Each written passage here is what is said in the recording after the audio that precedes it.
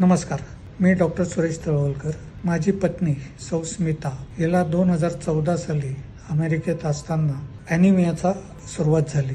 तिथं तपासणी करताना असं लक्षात आलं की haemoglobin 2.5 gram, platelet count 6000, WBC count 600 इतकं कमी झालेलं होतं. खूपच मोठा मला धक्का बसला होता, कारण मी पॅथॉलॉजिस्ट आहे, त्यामुळे हा अत्यंत गंभीर आजार आहे असं तिथंच लक्षात आलं. तिथून आम्ही अमेरिकेत ट्रीटमेंट जास्ती न घेता भारतात परत आलो. भारतात आल्यावर नामांकित हॉस्पिटलमध्ये हेमॅटॉलॉजिस्टकडनं ट्रीटमेंट घेतली आणि काही दिवसानंतर दुसऱ्या हेमॅटॉलॉजिस्टनी अजून काही औषधं सांगितली, ती घेतली आणि 14 सालापासून ते 2023च्या ऑक्टोबर पर्यंत ती औषधं हळूहळू म्हणजे सायक्लोस्पोरिन कमी करत आणलं. कारण सायक्लोस्पोरिनमुळे तिची किडनीवर परिणाम होऊन क्रॉनिक किडनी डिसीज हे निदान झालं. त्यामुळे ते सायक्लोस्पोरिन ऑक्टोबरमध्येच बंद करायला लागलं, कारण सिरम क्रिएटिनिन जवळजवळ 6 पर्यंत पोहोचलो. आता ह्या सगळ्या याच्यात हा इतका मोठा आजार आहे सिव्हिअर अप्लास्टिक ॲनिमिया, कारण याला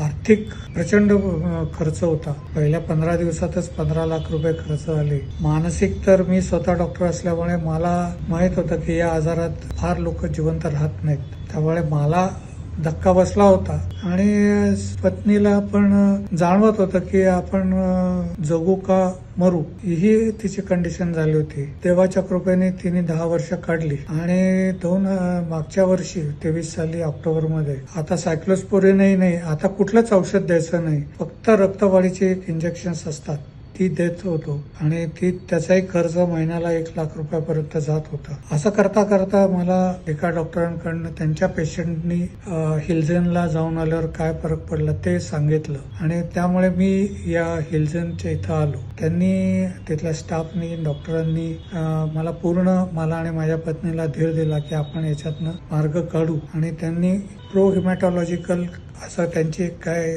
थेरपेटिक प्रोटोकॉल जो आहे त्याप्रमाणे त्यांनी हिमॅटॉलॉजिकल याच्यावर काही औषधं चालू केली आणि बघता बघता काही 2-3 महिन्यातच प्लेटलेट काउंट परत 1.5 लाखाच्या 2 लाखाच्या पर्यंत पोहोचला. हिमोग्लोबिन जे उतरत होतं ते वाढत वाढत आता 8 ते 9 मध्ये असतं आणि WBC काउंट सुद्धा जो 1000पर्यंत खाली जायचा तो आता 2.5 ते 3000 असतो आणि एकूणच त्याची तब्येत म्हणा किंवा मानसिक परिस्थिती इतकी सुधारली की ते म्हणतात आता मला काहीच झालं नाही. आणि हे सगळं या हिलझेनच्या ट्रीटमेंटमुळे झालेलं असंच मला वाटतं. इव्हन ते इंजेक्शन जी चालू होती ते सुद्धा बंद झाली, सायक्लोस्पोरिन पण नाही. अशा प्रमाणे आता क्रिएटिनिन लेवल सुद्धा 2.3 वर इतकी खाली आली आणि एकूणच त्याची तब्येत सगळी सुधारली.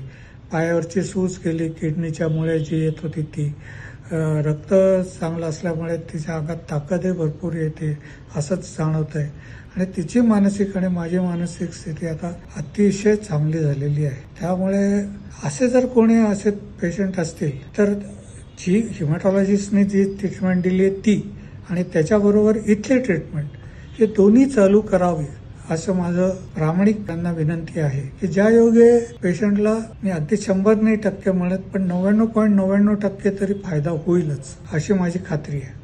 धन्यवाद.